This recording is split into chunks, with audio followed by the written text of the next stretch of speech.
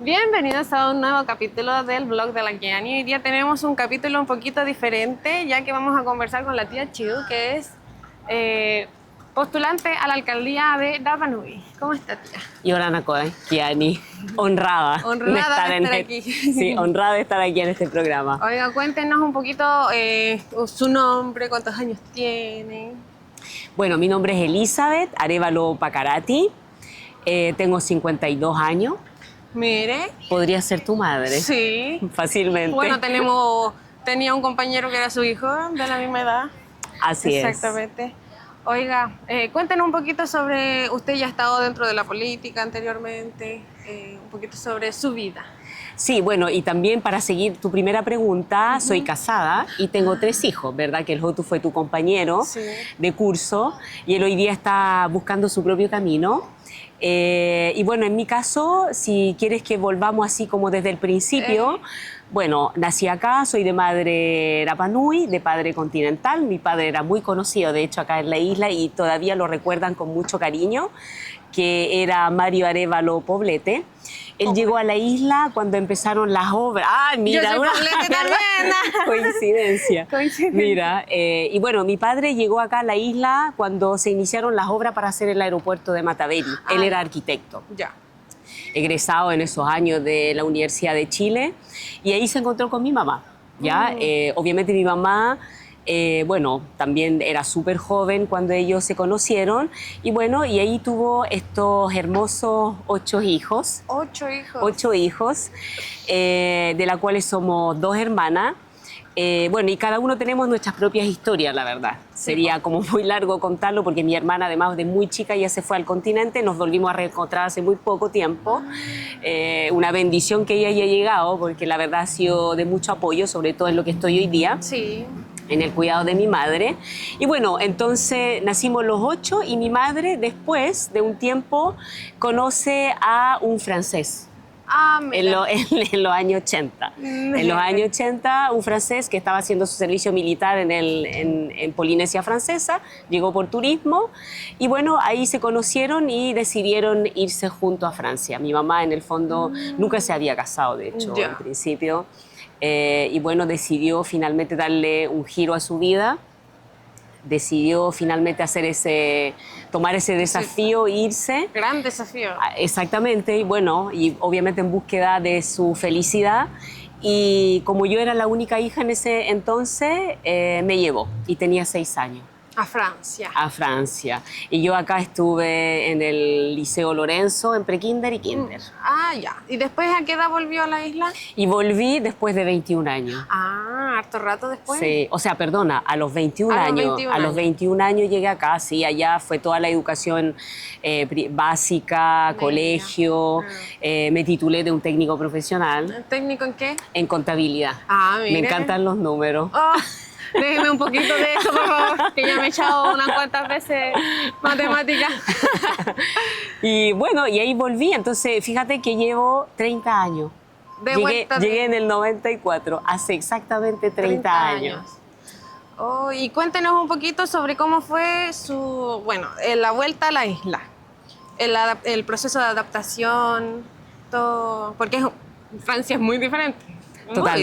Totalmente. Y fíjate que fue un shock. Fue un shock cultural, la verdad, volver después de haberte educado en una sociedad muy individualista, ¿sí? Con una cultura obviamente muy diferente. Para mí, por lo menos, el proceso fue bastante lento, el proceso de adaptación. Ahora, lo bueno es que efectivamente cuando tú te vuelves a reencontrar con tu familia, con tu identidad, con tu cultura, obviamente el proceso de adaptación es más fácil y más rápido. Entonces, te aseguro que en un par de semanas ya se me había olvidado los 15 años en Francia. Ya era toda una Rapa Nui de nuevo. Entonces, bueno, y sabes tú que lo más hermoso de este proceso de reencuentro con tu identidad, con tus raíces, es que finalmente lo que nunca perdí fue el idioma. Ah, ya, eso porque es bueno. Le hablaban en Rapa Nui sí, aún estando así lejos. es, para que tú veas que finalmente el idioma materno es tan importante. Sí. Entonces mi madre, dentro de todo, de los 14, 15 años que estuvimos allá, ella cada día me habló siempre en Rapa Nui.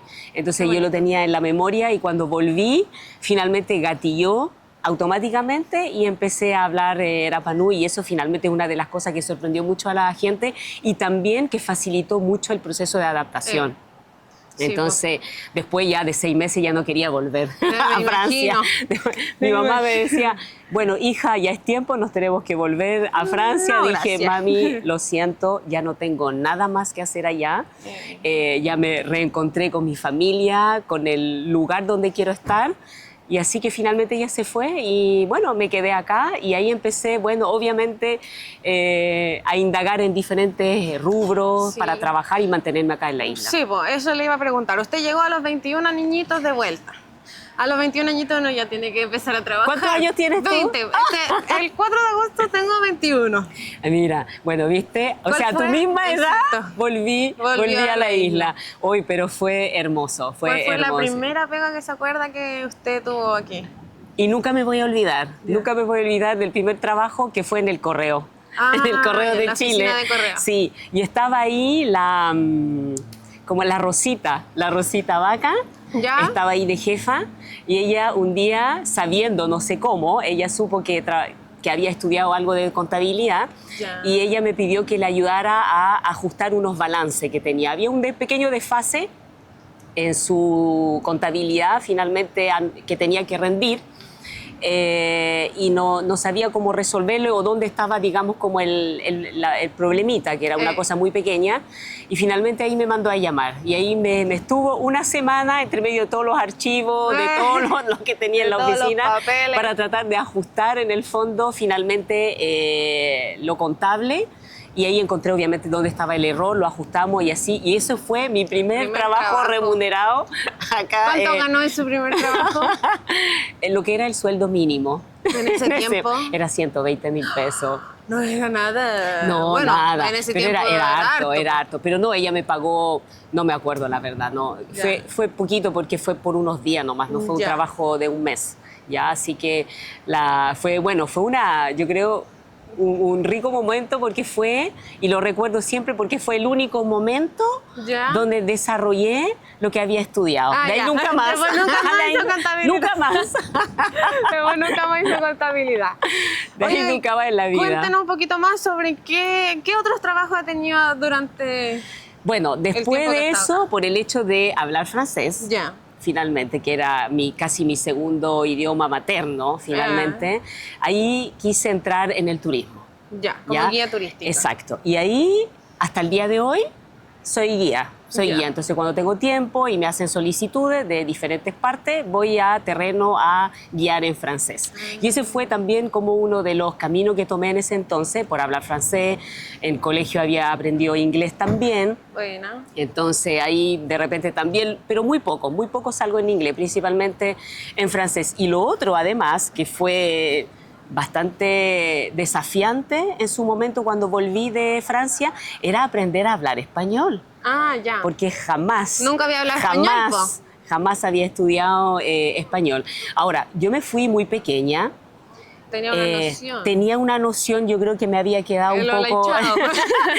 me había quedado en la cabeza. Solo que allá nunca lo tomé como un idioma, porque allá te piden si tú quieres después estudiar inglés, alemán. Entonces había tomado inglés, alemán y también el español o el italiano, pero finalmente me quedé con el inglés y el alemán. Bueno, tengo muy pocas nociones de alemán, fueron 2 años, casi nada, pero principalmente inglés. Así que llegando acá tomé clase de español nocturna. Fui como oyente al colegio Lorenzo Baeza y ahí empecé a estudiar el español, porque fíjate que cuando llegué los primeros meses, bueno, empecé a escuchar a la gente, a mi familia, a mis primos, amigos, y así empecé a hablar español. Y de verdad, después de un tiempo, me di cuenta que lo estaba hablando mal, porque cada vez que hablaba todo el mundo... todo el mundo se reía, no, porque hablaba con esos modismos típicos del idioma ¿francés? De chileno. Ah, ya, vale. Los ya. modismos chilenos, no sé, no, ni siquiera lo quiero recordar. Entonces, y ahí todo el mundo se reía y nadie me corregía. Así que finalmente tomé la decisión de empezar a tomar clase, leer libros y finalmente también juntarme con mucha gente hablando español. Y así he ido mejorando finalmente, bueno, después de 30 ya, años, sí, pues. mejorando Ya, como el español, idioma. ya. Exacto. Creo. Así que bueno, finalmente fue el turismo principalmente como guía hasta el día de hoy y al mismo tiempo, paralelamente, me presenté a Alan Chile. Ya. No sé si te ¿Como acuerdas. azafata? No, sí, pues sí, ¿Sí? usted era azafata y a los viajes de Tahiti. Sí. Sí, y mi papá me decía siempre, nos vamos a encontrar con la Chiu. Dile que te dé un chocolate. Sí, pues los azafatas los vuelos de Tahiti, ¿verdad? Bueno, era auxiliar de vuelo, tripulante de cabina durante 18 años. Entonces, todo eso en paralelo al turismo, porque me bajaba del avión y era guía. y me iba a guiar. Así fue durante muchos años. Muchos años. Y bueno, ahí fui tripulante de cabina en ese vuelo que todavía estamos esperando con mucha esperanza y sé que se va a dar. Sí.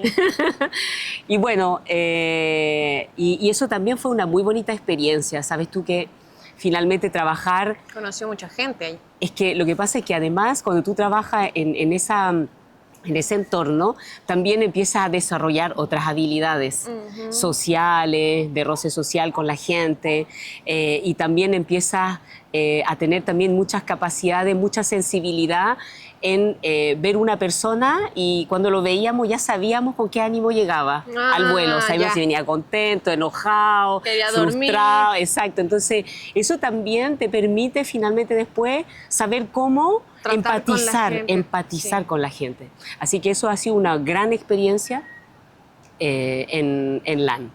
Y sobre todo trabajar en equipo también. Sí, nosotros éramos un grupo grande con diferentes personalidades y finalmente siempre tratando, por lo menos ahí en el avión y a bordo, de desarrollar y de aprovechar las mejores capacidades entre todos nosotros y que se complemente también en la atención sobre todo a lo que querían los pasajeros. Sí, pues. Así que todo eso fue en paralelo, ¿ves? Y después de auxiliar de vuelo, ¿qué se vino?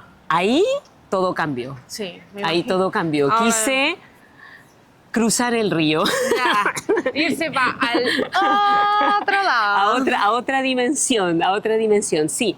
Bueno, lo que pasa es que todo esto también se construyó. Pero lo que pasa es que todo esto también se construyó en el avión, porque ¿te acuerdas que los viajes a Tahiti eran como de 6 horas? Sí, pues era muy largo. Eran larguísimos, entonces después de todo el trabajo, siempre con mis compañeros, que yo la verdad para mí ellos han sido como una gran familia, siempre nos contactábamos porque ahí la verdad desarrollamos grandes amistades y bueno, y siempre nos sentábamos ahí en el lugar donde se entrega el gali, que se dice donde se entrega la comida, o el bar donde todos iban después. Bueno, ahí nos sentábamos y empezábamos a conversar y a opinar un poco sobre cualquier tema que estaba pasando en la isla, del día, de contingencia. Los chismecitos para que... Bueno, además, en un pequeño pueblo, sí, abundan. Y claro, y tratando en verdad de arreglar el mundo. Eso es lo que hacíamos. En pocas palabras, tratábamos de arreglar el mundo. En una conversación. En una conversación como de 4 horas. Y fue lindo, fíjate, porque finalmente muchos de ellos me inspiraron. Como que me dieron ganas de finalmente quizás querer ocupar algún cargo que tú sabes que con tus habilidades puedes generar un impacto en sus vidas, ¿me entiendes? Lo que tú sabes hacer, le puedes generar un impacto, una mejora, ¿me entiendes? Entonces, así fue. Y ellos me empezaron a incentivar, porque justo nos íbamos aproximando, de hecho, a alguna elección que fue en el 2016, que era la elección de concejales. Entonces ahí ellos fueron los primeros que a mí me motivaron a presentarme. Y se presentó como concejal. Y me presenté. ¿Y salió? No salí. No, la primera no. No salí. ¿Nunca salió? Sí, salí. No salí, no salí en el 2016, no salí de concejales. Bueno, tuve una muy buena votación, creo que fui de las cuartas más votadas de los 21 candidatos que éramos en ese entonces, pero además que hay un sistema ahí de elección en los concejales, porque tú tienes que ir por lista y si esa lista no tiene un muy buen número, eso determina, ese sistema binominal que era en ese entonces, determina la cantidad de cupos. Entonces, no es tan representativo, es como una votación, pero media indirecta, en realidad. Entonces, a mí no me favoreció porque yo me fui sola. Entonces, era como estar sola sola, exactamente. Entonces, de los votos que tuve, no me permitió tener un cupo. Así que, bueno, y finalmente no lo tomé como algo que me impidiera continuar. Al contrario, de hecho me incentivó más y quise seguir, y al año siguiente me presenté de core. Y salió. De consejera regional. Y ahí salí. Ahí sí salió. Entonces ahí salí porque mucha gente también estaba muy expectante de verme ahí. Además que yo tenía no sé, tu papá es uno de mis auditores. De mis auditores. Mi papá está a todos lados. Es que tenía además un programa radial. Sí, pues. Con la Emma. Exacto. Con la Emma. Y tu papá siempre nos llamaba después del programa, y siempre lo recuerdo. Y bueno, y eso también incentivó el querer presentarse, porque mucha gente nos escuchaba además. Entonces opinaba y sentían que uno estaba como transmitiendo lo que ellos sentían. Eso también fue un motor de incentivo para poder presentarme ahí en esa postulación. Entonces, como no salía en 2016, me presenté en 2017 y ahí quedé de consejera regional. ¿Durante cuánto tiempo? Estuve 7 años. Ahí fueron 2 periodos, donde volví a repostular en el 2021 y no fue un portal. Se le abrió un mundo de posibilidades. Un portal, sí. Aprendió muchas cosas que no Absolutamente. Y ahí tú conoces el mundo político, cómo se desarrolla en el continente, y también ve todas las posibilidades que se abren para nosotros como provincia, ¿me entiendes? Así que para mí fue realmente algo muy provechoso, y además que también me di cuenta, y fíjate, de todos los lugares que he pasado, de todos los trabajos que he tenido, me di cuenta que finalmente ese era mi lugar. ¿Me entiendes? Sí. Porque estaba ayudando a la gente, tal vez eso era como lo que le gustaba.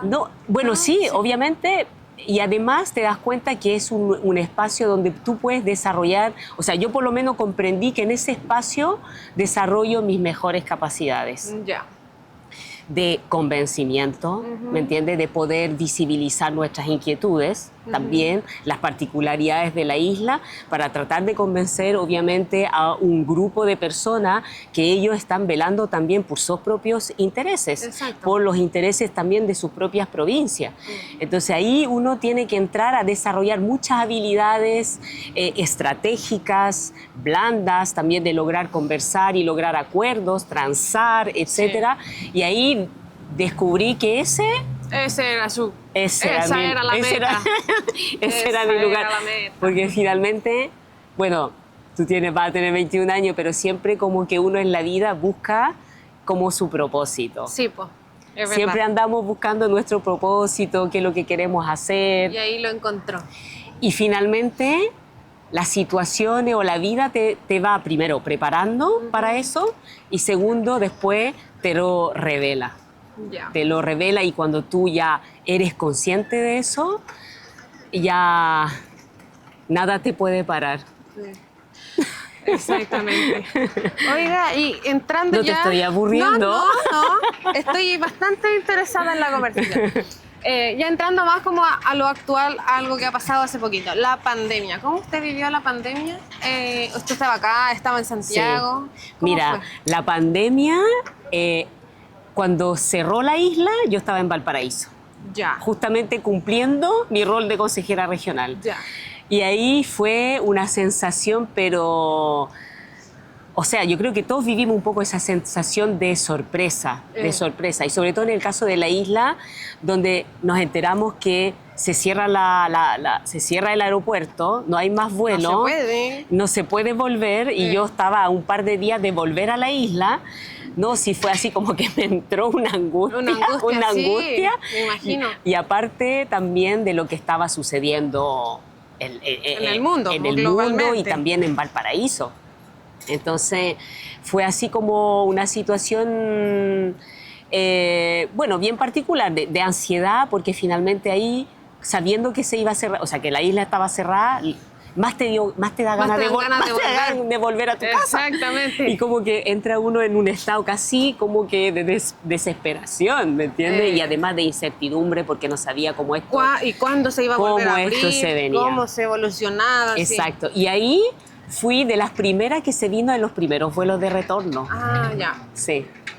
Oh. Así que no, fue un alivio haber vuelto a la isla. Sí, pues. Fue un alivio volver acá y estar por lo menos, si bien nosotros también resentimos un poco los efectos de la pandemia. Sí, fue fuerte igual acá. Quizá el segundo año, solo que el hecho de estar acá, perdón, el hecho de estar acá con tu familia y saber que estábamos en un lugar seguro. Más tranquilo. Más seguro, aunque estuviésemos encerrados, pero estar aquí en cuarentena, al aire libre, y aunque los primeros meses fueron ahí igual con toque queda, igual en la casa, pero tenemos jardín. Sí, los meos jardín.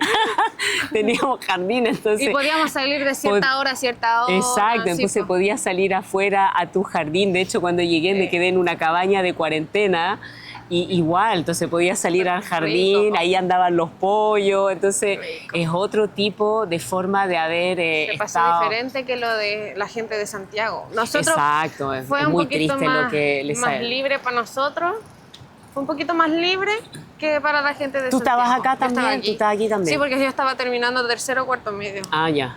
Sí. Fue fuerte, pero no fue tan así. Para mí lo más fuerte fue que el turismo. La economía local se fue un poquito ahí, subieron, un huevo llegó a costar como lucas.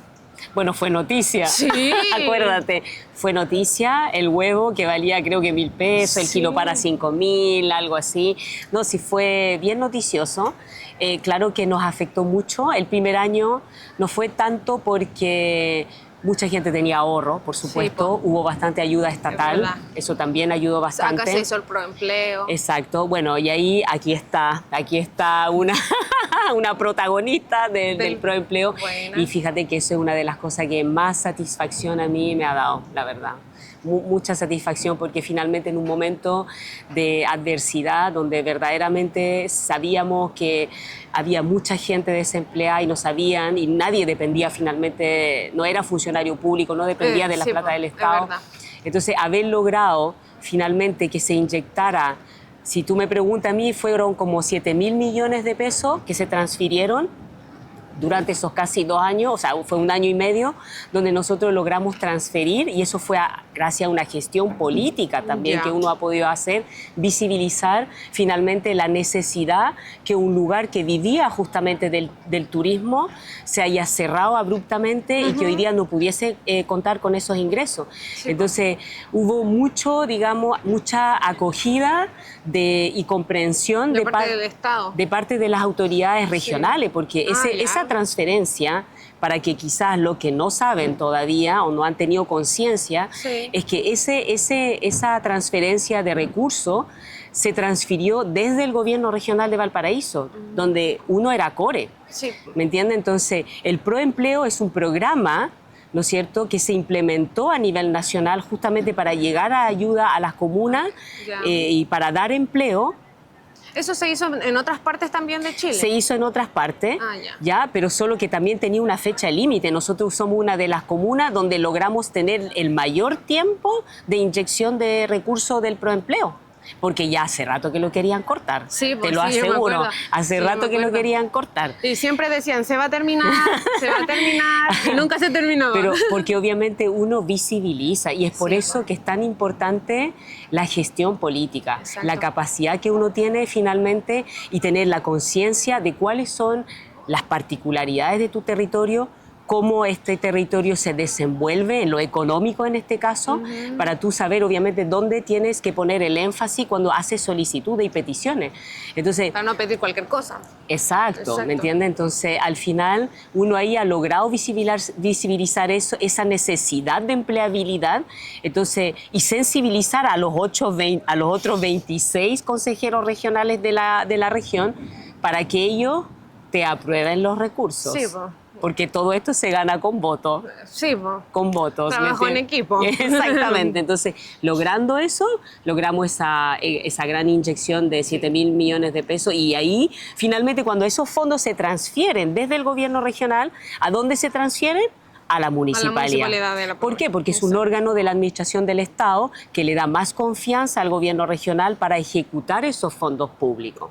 Entonces se transfiere a la municipalidad quien se encargó de ejecutarlo. ¿Y qué se llama? ¿Y qué hicieron para ejecutarlo? Bueno, es crear empleos, crear programas para que justamente los más de 700 personas o familia pudiesen trabajar. Así que eso, la verdad, fue una de las mejores satisfacciones que he tenido, porque finalmente una habilidad tuya permitió lograr eso y eso gatilló en solución, en bienestar, en estabilidad laboral a la familia.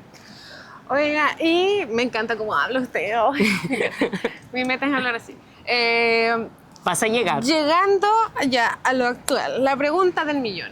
¿Cómo se le ocurrió tirarse a la candidatura de alcalde? Bueno, por lo mismo todo lo que te estoy hablando, ¿sí? ¿Me entiendes tú? Todo llevó finalmente a esto. Así es, cuando tú te das cuenta que finalmente todo lo que te ha ocurrido en la vida, toda tu historia, toda tu experiencia, trayectoria, desde la infancia, las oportunidades que se te ha dado para ir a estudiar afuera, para saber otro idioma, para ver otro mundo, para tener otra visión del mundo y entender que finalmente lo que es bueno y malo, también de vivir en un mundo desarrollado, tú llegas para acá y también aprecias en lo que nosotros vivimos acá, ¿me entiendes?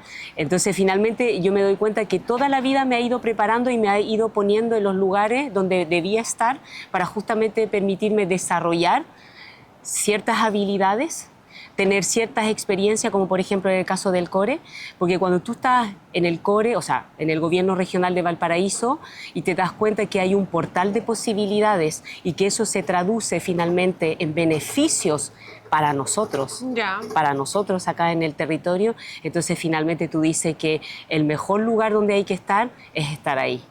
En la municipalidad, porque uno finalmente se dio cuenta de que cómo fluyen los recursos, cuáles son los caminos y finalmente muchos recursos que son transferidos, no solamente desde el gobierno regional, pero también de muchos otros programas ministeriales, se pueden canalizar a través de las municipalidades. Entonces, finalmente, si queremos optimizar eso, hay que estar ahí. Hay que estar ahí. Hay que estar ahí. Sí. Hay que estar desde cero. No desde cero, porque ya tiene un camino bastante recorrido. Lo que hay que hacer hoy día es optimizar esa capacidad. Y conocer también el lugar donde usted va a estar. O sea, no sé si me doy a entender, pero hay gente, por ejemplo, que se postula alcalde de cierto lugar y nunca ha estado en ese lugar. Acá, por suerte, se ha postulado gente que está preocupada de la isla, está al pendiente de todo lo que está pasando siempre.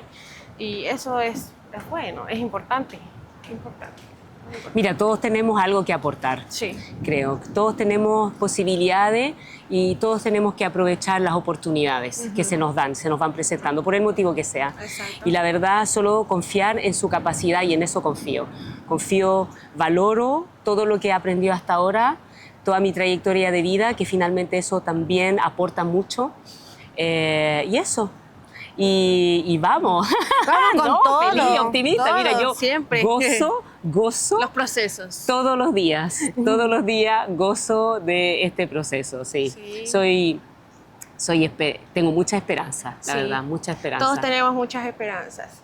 Bueno, tía, un besito, muchas pero gracias. No, pero ¿se terminó?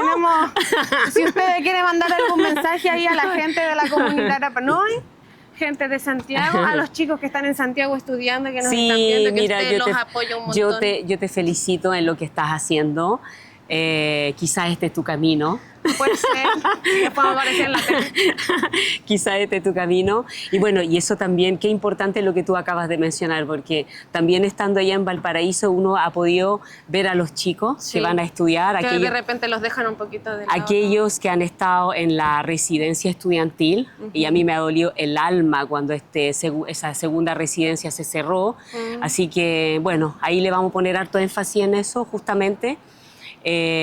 Pero claro, uno entendió lo importante del acompañamiento, del apoyo a la familia, porque no es fácil mantener 2 hogares acá en la isla, sobre todo con el costo de la vida.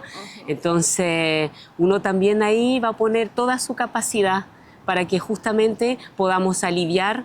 También tenemos que abrir más oportunidades para que también vayan viendo lugares donde puedan también abrir un poco la visión del mundo. Exacto. Creo que eso también, porque uno lo ha vivido como experiencia y eso es muy bueno.